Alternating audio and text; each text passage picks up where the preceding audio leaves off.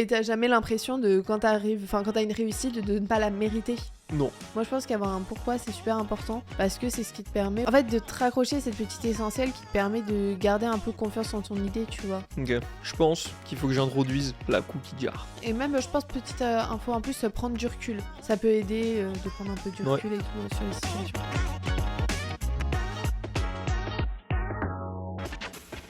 Bonjour à tous, aujourd'hui premier épisode de Réflexion douce où je suis tout seul. Comment ça? Comment ça? Bah qu'est-ce que tu fais là? Non mais Réflexion douce c'est audio, enfin. Ah ok. Jeu d'acteur en français. Vous avez aimé la vie de like? Aujourd'hui est un grand jour les amis. Pourquoi? Parce que c'est l'épisode 5. Donc déjà c'est exceptionnel. Ok. Pourquoi toi Non bah sinon je sais pas, juste le titre du podcast. Genre tu vois c'est une introduction en matière. Ok. On va parler de comment se sentir légitime en se lançant dans les projets perso. Étant jeune. Sachant qu'avec Nevis on n'est plus vraiment jeune. Non mais arrête l'abus. Non mais attends mais Non, moi mais je me considère jeune, hein. Mais oui, non mais c'est une blague. c'est que du coup il n'y a plus aucun rapport avec le sujet du podcast quoi. Déjà avant toute chose. Ok. N'hésitez pas à vous abonner au podcast. C'est vrai. Donc si vous êtes sur YouTube, à vous abonner à la chaîne YouTube, à liker la vidéo et à laisser un petit com, ça fait trop plaisir. Et si vous êtes sur les plateformes d'écoute, que ce soit Spotify, Deezer ou Apple Podcast, vous pouvez noter le podcast. Donc faut souvent cliquer sur Réflexion douce et mettre, n'hésitez pas à mettre 5 étoiles, hein, ça fait plaisir. Ouais. Et vous pouvez également vous abonner sur les plateformes d'écoute, donc ça nous soutient. Et voilà quoi. Merci beaucoup. On continue le podcast. Merci. Clap. Entre se sentir légitime, entre faire des projets perso. Déjà, je pense que pour commencer, il faut qu'on dise chacun notre tour nos projets qu'on a en tant que jeune, du coup, pour se sentir aussi légitime et après poser un peu le contexte, quoi. Ok, vas-y, commence. Je commence ? Commence. Ok, grosse pression de malade. Qu'est-ce que j'ai comme projet, tu vois? Bah, du coup, j'ai plusieurs projets. Déjà, peut-être on peut te dire nos âges, en fait. Ah oui. Non, mais c'est vrai, Ouais, parce que... Ouais, c'est vrai. Hein. Donne ton âge. J'ai 21 ans. Et tu as 21 21. ans. C'est fou de pas savoir son âge. Mais non, mais attends, dans un mois, c'est mon anniv. Bah oui. Voilà, du coup, j'ai 21 ans encore, là, maintenant. On a 21 ans, on est tous les deux des 2002. Important, cette info? Sûrement. Bah peut-être si, les gens ils nous écoutent. Ah, moi aussi. Ah, Voilà, des 2002. Ah, ok. Donc moi, en tant que projet perso, j'en ai plusieurs. Je vais avoir ma chaîne YouTube. Je vais avoir... Bah enfin, oui, si. Bah, Non si, mais quand oui, même. non mais je savais pas Quand si même. compter en projet perso. Si. Réflexion douce. Ouais. Mon travail de monteur vidéo. Ouais. Travail en escape game, pas vraiment. C'est pas un projet perso, tu vois. C'est Non. un travail. C'est un travail à côté. C'est pas un projet perso. Et c'est déjà pas mal. Bah oui, c'est un 3 projets, c'est quand même énorme, je trouve. Ouais, chaîne YouTube. Bah oui, oui, voilà. Parce que c'est que des trucs en fait que je fais personnellement ou pour moi. Mais après, on est à deux sur Réflexion douce par exemple. Et non, mais c'est pour ça que j'ai sorti du contexte l'escape game parce qu'en soi, c'est juste un travail, c'est pas quelque chose que je veux développer pour moi-même. Ma chaîne YouTube. Donc ta chaîne YouTube, tu y abordes quoi? Un peu tout ce qui est technologie, un peu tout ce qui est la tech en globalité, un peu de dev perso de temps en temps. C'est des trucs que je kiffe et puis ça fait plus d'1 an que je fais ça, je crois. Ok, à fond. cool. Vraiment parce que sinon ça fait je crois 2 ans que j'ai la chaîne YouTube. Mais ça fait Plus de 150 vidéos. Donc quand même un projet perso, un bon projet perso quoi. Conséquent quand même, Ouais. conséquent. C'est pas genre le petit projet perso tu vois que je balance comme ça en mode je Oui. suis pas sûr du projet. Oui, c'est vrai. Réflexion douce. Le podcast. On est à quel épisode? Là, 7 Mais non, 6 5 là. 6. 5. 6e épisode de podcast, donc on a une assez bonne régularité avec Nevis, je trouve. Donc bon projet qu'on a envie de faire développer tous les deux. Perso, enfin commun, mais à deux. Ouais, C'est quand même perso pour nous, quoi. ouais, c'est ça. Ouais, c'est vrai. Et j'en avais dit un troisième, non? Qu'est-ce que Oui. j'ai dit? Ah oui, bah mon travail de Ah oui. monteur vidéo, le plus C'est important. le plus important, le plus principal. Ou objectif perso dans le travail de monteur vidéo, devenir meilleur monteur vidéo et travailler avec des personnes avec qui j'ai envie, développer une communauté comme ça de clients avec qui j'ai envie de bosser là-dessus. Voilà déjà, Trop cool. poser un petit peu le contexte. Ah, génial. Et Non, toi? Ok. Oula. Oh génial, ok, c'est à moi. C'est du sérieux. Donc moi, premier projet, mon Sachant freelance... qu'après, on- Oula, ah, d'accord. Donc, Ouais, on je te coupe quand direct, je ouais. raconte mes projets. Après on pourra aborder des idées de projets qu'on a eu et qu'on a peut-être abandonné. Moi j'en ai en tête. Ah, moi aussi j'ai. Bah voilà. Ah, je t'assure, ok. Mais avant, mettons, avant peut-être mes projets. Mettons en clair, ouais, toi tes projets. Donc moi, j'ai mon freelance graphiste d'un côté. Donc je suis freelance graphiste pour des entrepreneuses qui veulent lancer leur marque et donc je leur crée leur identité visuelle. Donc ça, c'est un premier projet parce que je gère les projets clients, mais je gère aussi tous mes réseaux sociaux par rapport à ça. Ok. Et je dirais que j'ai une chaîne YouTube, mais ça va avec le freelance graphiste. Mais c'est quand même à part parce que j'ai réussi à embaucher une monteuse. C'était une envie dans un des épisodes. Et donc j'estime que c'est quand même un projet hyper à part parce qu'il y a aussi la délégation. Enfin, cette chaîne YouTube, elle va avec le freelance graphiste parce que l'idée c'est qu'elle m'apporte des clients là-dedans, mais c'est un truc à part quand même. Moi, je trouve que c'est quand même à part parce que c'est pas tu reprends du contenu pour le publier sur les plateformes, c'est tu crées du contenu, tu vois. Et j'ai que ça en projet perso, moi, non? Enfin, non, réflexion douce. Il y avait déjà un épisode où tu l'avais déjà oublié. J'ai déjà oublié. Non, mais en fait, c'est comme c'est nouveau encore, j'ai du mal à l'implémenter. Comme en fait. Ça fait quand même 7 semaines là. 7 semaines, c'est presque 2 mois. 7, le chiffre. Hein? Pas 7, celle-là. Ah oui. Seulement 7 semaines. Oui. Donc, réflexion douce, le podcast. Moi, j'ai ma partie vraiment où je gère les réseaux sociaux du compte. Et vraiment plus le montage et tout. Et on filme tous les deux. Toute la partie YouTube, moi. Toute la famille de YouTube, c'est moi. Ouais, c'est ça. Donc, trop cool en vrai. Et je crois que j'en ai pas de troisième, pas comme toi. Bah, enfin, c'est déjà bien d'en avoir 2. Oui, c'est vrai. Ah bah si, du coup, ça fait 3 en fait. Ça fait comme toi. Non, du coup, ça fait 3, ouais. Oui, on a entre guillemets, notre travail principal, auteur vidéographiste. La créa de contenu. La créa de contenu à côté. Soit en commun, du coup, avec Réflexion douce, soit en perso avec ta chaîne YouTube et moi et ma chaîne YouTube, plus les réseaux TikTok, Instagram. Ok, trop cool. Et toi alors, quel projet t'aurais abandonné? Moi, j'avais une idée d'application que je voulais faire. Est-ce que tu t'en rappelles? Ouais. Ok. Oui, je m'en rappelle. Oui, je m'en rappelle très bien. Moi, en fait, c'est que j'ai fait 2 ans d'études en BTS informatique. Et du coup, j'apprenais à développer des applications mobiles ou des applications de site web, généralement. Et je sais pas, en fait, je trouvais ça trop intéressant quand j'étais pendant les études. Et j'avais trop envie de développer une application, je sais pas, je me suis dit en mode business. Tu vois, j'avais déjà le délire de développer un business. C'est juste, je me suis dit, quoi faire? Genre une application où tu fais passer des abonnements dessus, ou juste si tu la mets payante sur l'App Store, enfin, tu vois, ça peut faire un bon business à faire. Et moi, j'avais comme idée de faire genre comme Uber Eats, mais avec les boulangeries. En fait, tu sais ce qui me fait rire parce que j'ai écouté... Bakery Road. Non mais attends, j'ai écouté un TikTok, j'ai écouté un podcast des Pachas. Tu sais, les Pachas podcast. Ouais. Et genre, il y a le mec Jules, il dit qu'il avait voulu développer le Airbnb, mais pour les DJ ou je sais plus ce qu'il a dit. Et genre, sa copine Maya, elle lui dit, en fait, déjà à partir du moment où tu prends un truc, tu sais, tu dis ça va être le Airbnb 2. Là, c'est comme tu dis, vrai, ça va être le Uber des boulangeries. Déjà, c'est bancal. Ça m'a trop fait penser à ça. Et bah ouais, parce que...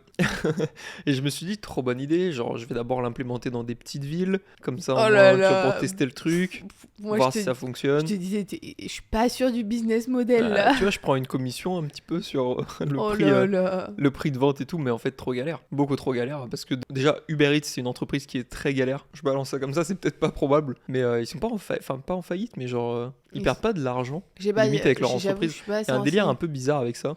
Mais en fait, moi, ce que je trouve par rapport à cette idée d'application, c'est qu'en soi, Uber Eats, ils pouvaient le faire aussi. Donc, mais en fait, je le savais pas. Parce que nous, dans la ville dans laquelle on était, il y avait Uber Eats, mais c'était pas assez développé. Il y avait que les trucs de base. Oui, c'est vrai. Genre que les fast-food de base et tout.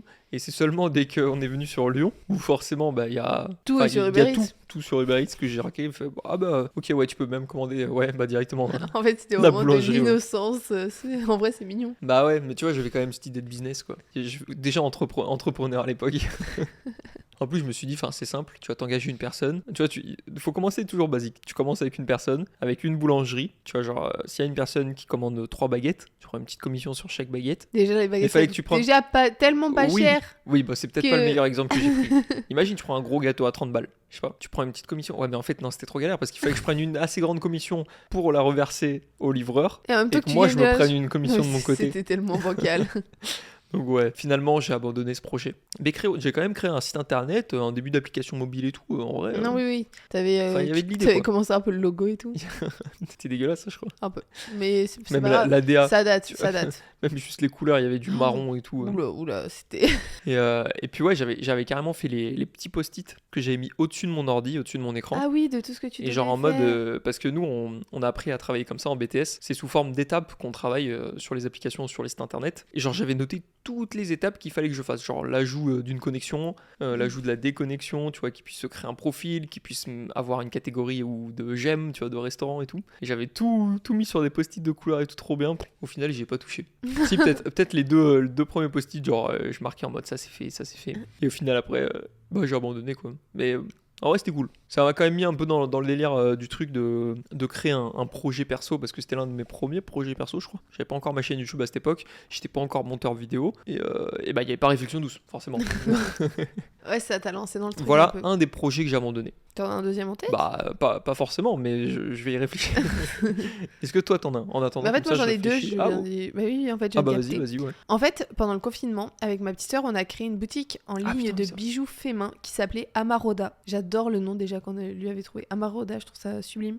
Et en fait, ça a duré pendant 1 an, cette boutique de bijoux. On a fait un peu de bénéfices. Et en fait, comme c'était des bijoux faits main, c'était pas très rentable déjà parce que ça nous prenait quand même pas mal de temps par rapport à l'argent. Vous les vendiez pas assez cher. Ouais, mais sinon ça c'était hors budget, tu vois. Ouais. Ça n'avait pas de sens de les vendre plus cher. Et en fait, on a aussi fait des études à des endroits différents avec ma petite sœur. Et donc, on pouvait plus faire ça vraiment ensemble. Déjà le business cassé à l'époque. Oui, c'est vrai. Mais t'as quand même mieux tenu que moi. Bah oui, toi, il y avait en moins des ventes, quoi. Oui. Bah en même temps, c'était un peu plus simple à mettre en place, je pense, à implémenter aussi, tu vois. Et donc, après, en fait, Moi, mes parents, ils étaient chauds pour le faire. Mon père, surtout. Oh oui, ton père, il était chaud pour faire livreur. Mais donc voilà, on a fait un petit peu de bénéfices et ça s'est super bien passé, c'était trop cool. Et c'est juste qu'en fin de compte, on a arrêté parce que on avait plus assez de temps et on s'y retrouvait plus forcément non plus, tu vois. On avait envie de comme moi, en fait, c'était bien pour tester un peu, en fait. C'est ça, c'est juste tester pour faire un premier projet perso et puis voir si ça convient ou pas. Ouais, c'est ça. C'est une première idée, quoi. C'est pas obligé que, genre, même si on arrête, après, c'est un échec. C'est juste que c'est pas on change d'idée, quoi, au fur et à mesure du temps. Oui, non, et c'est vraiment de l'apprentissage. Moi, je l'ai pas du tout vu comme un échec, le fait d'arrêter. Ouais, non. Plus comme un travail perso, un travail sur toi par rapport à ça. Mm-hmm. C'était quoi le deuxième projet que t'as arrêté? Alors le deuxième projet que j'ai arrêté, c'était un compte Instagram et un compte TikTok qui s'appelait Notion Me. Donc en fait, je suis fan du logiciel Notion. Mais j'ai complètement oublié. Ouais.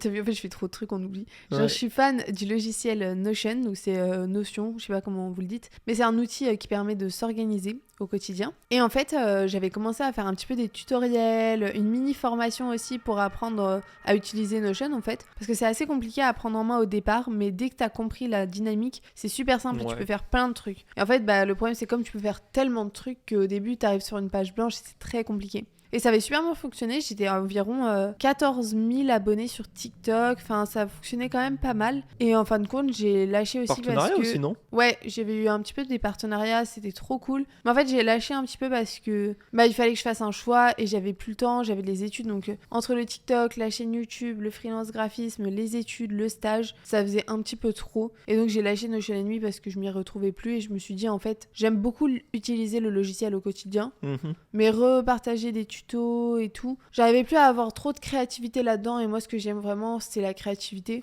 Donc je me suis dit faut que je fasse un choix entre One Design for Me et Notion & Me et donc j'ai choisi One Design for Me qui est donc mon entreprise de graphisme et de freelance graphisme. Enfin, comment t'as décidé de te lancer dans des projets perso comme ça? En fait c'est que moi... Tu t'es dit pourquoi là d'un coup du jour au lendemain, bam, je vais lancer Amaroda ou Notion & Me? En fait moi je m'ennuie très vite. Et comme je m'ennuie, je m'ennuie vite, mais pas... Ça va bien 2 minutes quoi de lire des livres. Non mais... Et puis de regarder Fast and Furious quoi l'été. Non mais c'est pas ça en fait. Je sais pas parce que pourtant tu vois au lieu de faire ça je pourrais aussi faire plein d'autres choses, tu vois, me lancer dans une activité manuelle, proposer à des copines de sortir, tu vois. Oui, ok. Enfin je vais dire, je pense que c'est vraiment que j'aime trop passer à l'action, T'aimes bien le côté business aussi. Ouais, soif de... T'aimes bien ce mélange, je pense, entre de la créativité et le business. Ouais, peut-être, ouais. Après, je suis passionnée aussi d'entrepreneuriat, donc je pense que quand projet perso ne veut pas forcément dire business ou quoi. Oui, non. C'est juste de la créativité en soi. Oui, là, c'est que nous, on prend notre exemple. Mais... Projet perso, quelqu'un... Enfin, je sais que moi, j'avais fait ça à l'époque. Genre, j'avais trop envie de faire des découpes de bois. Et j'avais, découpé un peu à l'arrache avec les outils que j'avais, bien sûr, avec mon père, pour que ce soit bien encadré, parce que, je sais pas, j'avais 12-13 ans. Et je sais pas, j'avais essayé de découper un cœur pour ma mère. Il était dégueulasse le cœur. Toi, cœur, t'es parti sur c'est une forme assez compliquée. Ouais, mais je sais pour pas, le bois. à la limite j'aurais pu poncer, tu vois. Ouais. Les bords, tu vois, ça fait vraiment toc. Toc.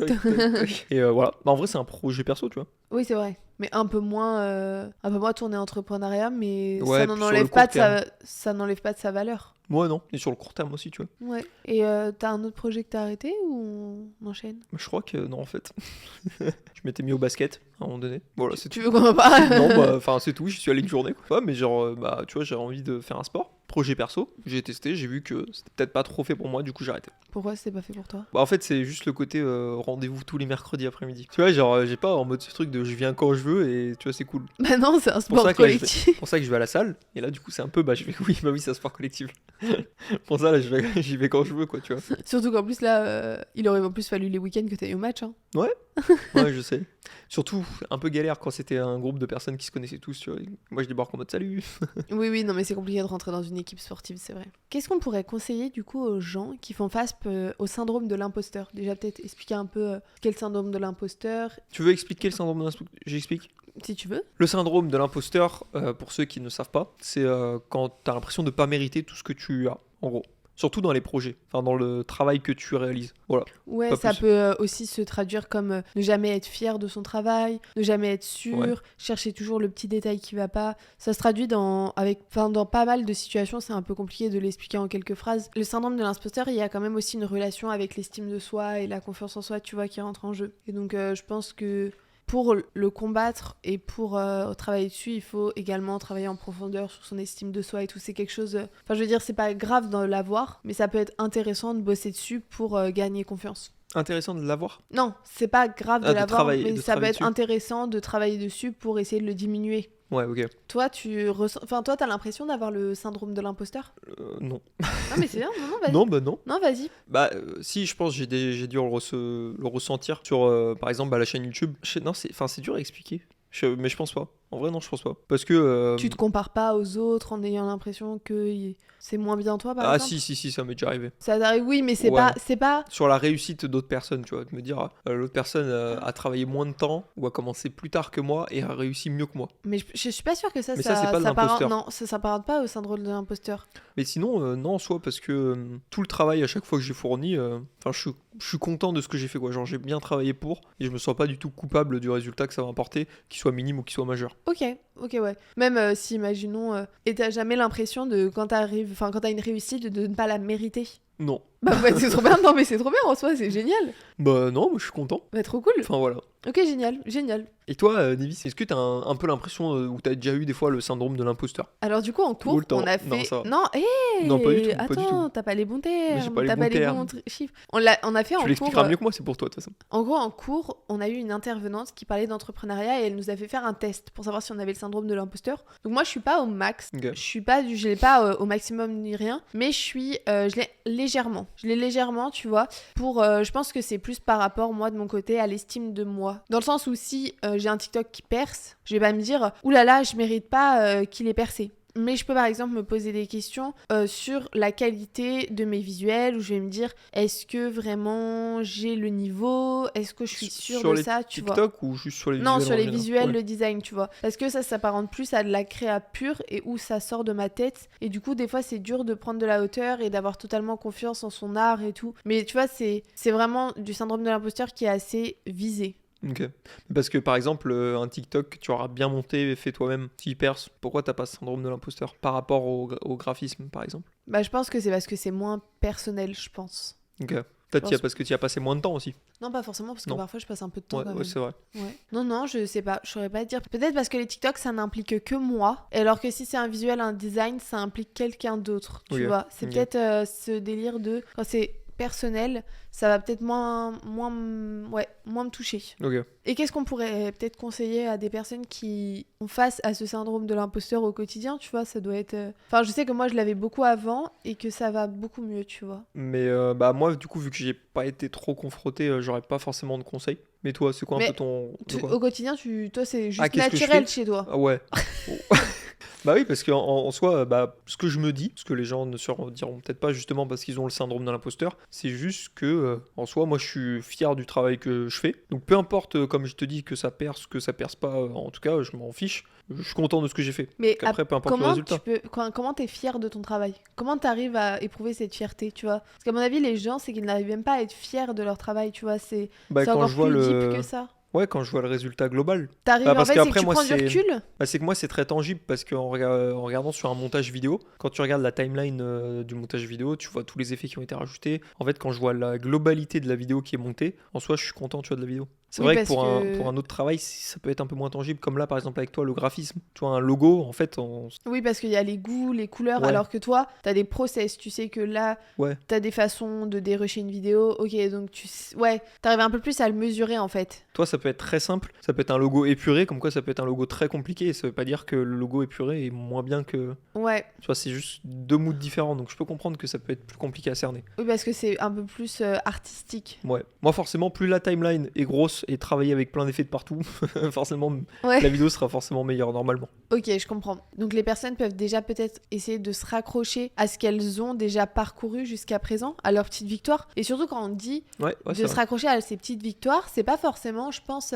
Voilà, nous on parle d'entrepreneuriat, mais en fait ça peut être par exemple, tu te lances dans de la peinture et t'arrives pas à être fier de toi, Ouais. bah regarde déjà tout le chemin que t'as parcouru, déjà t'as fait l'effort d'acheter, tu vois, du matériel pour créer ta peinture, t'as cherché un peu des inspi, tu t'es posé, tu t'es dit vas-y je vais essayer de créer avec ma peinture. Rien que tout ça, c'est des steps énormes, enfin tu vois, c'est des steps, c'est des petites victoires accomplies et je pense que pour commencer tout doucement à vaincre ce syndrome de l'imposteur, c'est de se rendre compte de ces victoires, peut-être de les noter, de se faire un petit post-it parfois et ça peut aider je pense au quotidien.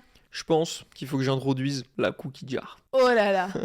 Quel est le concept de la cookie jar? En gros, cookie jar en français, c'est un bocal de cookies, pour faire au plus simple. Pour l'instant c'est clair. À chaque fois que vous accomplissez quelque chose dans votre vie, donc même si vous avez le syndrome de l'imposteur et qu'une personne qui est entre guillemets au-dessus de vous, que vous admirez, vous dit bah ça, c'est incroyable ce que t'as fait, bam, un petit cookie vient se placer dans le bocal. Et toutes les autres fois où vous vous sentez pas forcément légitime de ce que vous faites ou juste vous êtes dans un moment pas très agréable, vous pouvez juste vous imaginer dans votre tête en train de prendre le cookie, comme quoi vous vous rappelez votre mentor qui vous a dit c'était incroyable, le manger et kiffer le moment. Et se dire bah là en fait ce que j'ai fait, ça vaut le coup et je suis quand même fier de ce que j'ai fait. Tu vois. Ok, ouais, je comprends. Mais ça peut. Enfin, là, t'as pris ça l'exemple du mentor, mais ça peut être n'importe quoi. Ouais. Des petites victoires aussi, juste. Ouais, de fou. Bah ça peut même se traduire pas forcément mentalement. Par exemple, moi je sais qu'avec YouTube, en vrai si j'ai quand même un peu ce syndrome d'imposteur avec YouTube, tu vois. Genre dans le sens où je me dis bah pourquoi ça perce pas, tu vois. Ok. Pas dans le sens que les gens ils disent en mode j'ai peut-être pas assez travaillé, tu vois, pour ça. Moi c'est plus dans l'autre sens. Tu captes de quoi? Ouais, mais du coup, je sais pas si c'est le syndrome d'imposteur encore une Bah je fois. sais pas, j'en sais rien. Mais du coup pour revenir avec ce principe de cookie jar, mes cookies moi je les visualise par les commentaires. Ok, quand t'as des bons commentaires, bah Quand ça j'ai rentre des dans bons ta cookie commentaires, jar. hop, cookie jar sur mon Notion où j'ai un endroit où je place des fois ou des fois Tu fais quand- encore pas trop. Pas tant. Ok. Mais des fois. Ou des fois, je place les commentaires, les bons commentaires que j'ai eu. Et comme ça, s'il y a des journées ou des moments où je suis pas trop à fond avec YouTube et tout, et où je comprends pas trop ce qui se passe, bam, je vais sur ce Notion, du coup, dans ma cookie jar, et je mange les petits commentaires. Donc, petit conseil, vraiment, c'est de noter en fait les choses qui te font Les plaisir, victoires. les petites victoires. Ouais. Que ça vienne de toi ou que ça vienne des autres. Complètement.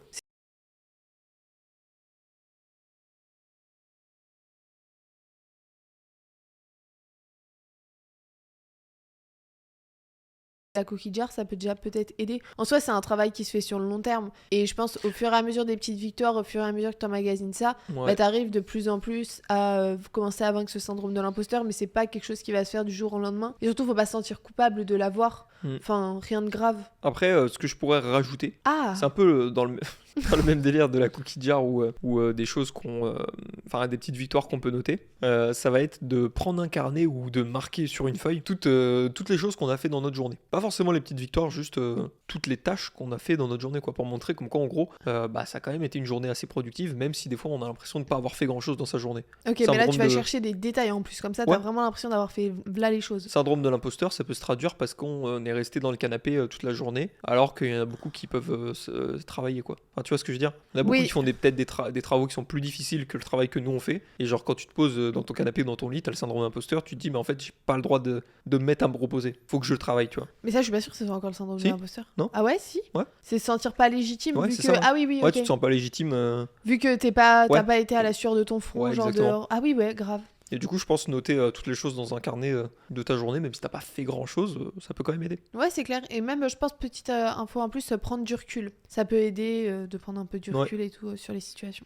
Et donc, qu'est-ce que tu dirais aux personnes pour prendre confiance en elles et prendre confiance donc en leurs projets, en leurs capacités, en leurs idées? Moi, je pense que faut s'en foutre du regard des autres. Super simple à dire, très compliqué à faire. Moi, je suis incapable. Ouais. Genre moi, ce que je me dis, dès que je peux avoir du regard des autres et tout, que ça me gêne un peu sur les projets que je fais, parce que forcément, en ayant une chaîne YouTube ou ce genre de truc, il y a forcément des gens en mode ah trop bizarre et tout. Enfin, il s'est cru youtubeur ou quoi lui, tu vois, enfin ce genre de truc. En vrai, à la limite, tu vois, si t'es face à ces personnes, tu fais un peu semblant et en fait t'en bats les couilles, tu vois. Tu sais que ça te il faut réussir à faire en sorte que ça te passe au-dessus. Mais comment? Tu vois, Reprendre la tu fais cookie ta jar vidéo limite là? et tu fais ta vidéo et tu fais fuck it, tu vois, tu publies quoi, c'est bon. Genre, Ok. y a pas de faut réfléchir 50 fois avant de publier une vidéo, tu vois, genre. Toi, tu penses que. Et même dans le Ok. processus de création. Je veux dire, si ta vidéo au début, t'es pas sûr de ce que tu fais, même en termes de qualité, faut quand même que tu la publies parce que plus tu publies, plus tu vas t'améliorer. Tu peux pas avoir une vidéo parfaite dès la première vidéo. Ok, donc toi, tu conseilles pour commencer à prendre confiance en soi, c'est passer à l'action, Ouais, limite machinalement pour ouais. ne plus y réfléchir T'as en fait à fait. mort parce que comme ça, tu sauras au fur et à mesure de ce que tu fais, les compétences que tu as. Et Ok, comme ça, tu te même. sentiras plus légitime avec ce que tu es en train de faire actuellement. Et même du coup, tu réfléchis plus, t'y vas. Ok. Ouais, forcément qu'au début c'est compliqué, mais. Et toi? Moi, je pense, attention, ça va être un truc d'entrepreneur. Il faut trouver son pourquoi. Non, je m'explique. Je pense que son Mais Davis, why. pourquoi? Mais pourquoi? Non, je pense que, en fait, je me suis rendu compte, vu que, tu sais, j'ai lancé Amaroda, j'ai lancé Notion Enemy et que j'ai arrêté. En fait, c'est parce que je savais pas trop pourquoi je le lançais. Ok. Dans le sens où il faut savoir un petit peu... Ouais, en fait, il faut savoir pourquoi tu as envie de lancer ce projet. Et ce qui peut être bien, c'est d'écrire quelque part ce pourquoi. Et en fait... Là, tu si bifurques un peu du non, sujet. non, parce Ok. que ça permet de garder confiance en soi. Ah oui, ok. Parce qu'en fait, avoir ce pourquoi, ça te permet de te rappeler pourquoi tu as créé ce projet, d'où t'es venue l'idée, pourquoi tu as envie de le mener au bout. Et donc, dès que tu auras un peu des épreuves, dès que tu auras une baisse de morale, dès que tu auras, bah justement, aujourd'hui, tu te sens pas en confiance avec ce que tu as envie de créer, tu regardes ce pourquoi, tu sais où tu veux aller et ça peut vraiment, vraiment aider au quotidien. Moi, je pense qu'avoir un pourquoi, c'est super important parce que c'est ce qui te permet, de te raccrocher cette petite essentielle qui te permet de garder un peu confiance en ton idée, tu vois. Ok. Petit point à aborder, surtout vu qu'on parlait des projets qu'on a décidé de lancer et surtout qu'on a 21 ans, donc en soi on est encore assez jeune par rapport à des projets qu'on lance dans notre vie. Et il y a forcément aussi un rapport entre notre âge ainsi que notre légitimité. Enfin, pour mon cas, qui est complètement faux, parce que normalement on se dit plus on est jeune, moins on se sent légitime dans les projets qu'on lance, et plus on est vieux, plus on est entrepreneur depuis longtemps, genre plus on est calé dans ce qu'on fait. Moi, je trouve que... Enfin, oui, calé, oui, c'est complètement différent d'être légitime. Tu peux être calé dans un sujet, mais justement, ce qui fait que tu vas être calé dans un sujet, c'est ce qui fait que tu es plus légitime aussi. C'est pour ça que je dis qu'il faut taffer à mort, en fait, dans un truc en particulier. Comme ça, au moins, tu connais tout et tu te sens forcément légitime dans ce que tu fais. Genre, les premières vidéos YouTube que je faisais, je parlais de productivité et tout, alors que j'étais pas du tout productif de mon côté. Ce qui fait que c'était pas les vidéos les plus poussées au départ. Donc je me sentais pas forcément légitime en faisant ces vidéos. Alors que là, les vidéos sur la tech, bah, je suis un peu plus légitime parce que c'est des trucs avec lesquels je côtoie tous les jours. Tu vois, la tech. Que ce soit mon téléphone, mon Mac, enfin plein de trucs. Du coup, voilà, je pense que il n'y a pas vraiment de lien entre... Alors que vraiment au début j'ai dit un lien entre... pas vraiment de lien entre notre âge ainsi que la légitimité dans ce qu'on fait. Je sais pas ce que t'en penses. Genre, c'est juste, ça dépend de chaque personne. Et faut juste avancer à son rythme pour trouver en fait son moment où on est légitime dans ce qu'on fait. Je sais pas si c'était très clair. J'ai essayé de l'expliquer le plus simplement possible. Et toi, c'est quoi ton rapport, Nevis, avec la légitimité? Bah moi, je trouve qu'en fait, c'est super dur de se sentir légitime en étant jeune quand on a des personnes plus âgées qui souvent peuvent avoir tendance à te prendre un peu de haut. Parce qu'en fait, je suis désolée, mais t'es là, tu bosses et tout, t'essayes de te débrouiller comme tu peux.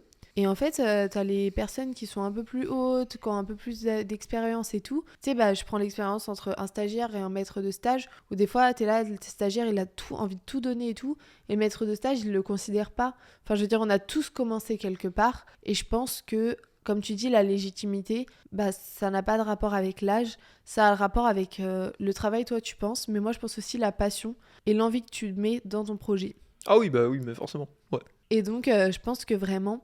Si vous êtes jeune et que vous avez du mal ou que vous avez des adultes qui vous disent de ne pas croire en vos rêves, qui vous brident ou quoi, n'écoutez pas trop. N'écoutez pas trop parce que je pense que... Non mais c'est vrai. Ouais, non, Genre, parce que je pense que personne n'a la science infuse et que si on y croit assez déjà, personnellement, et ben, tout peut fonctionner. Ouais, c'est ça, ouais. Tant que ça nous fait kiffer, en fait, pourquoi arrêter, tu vois.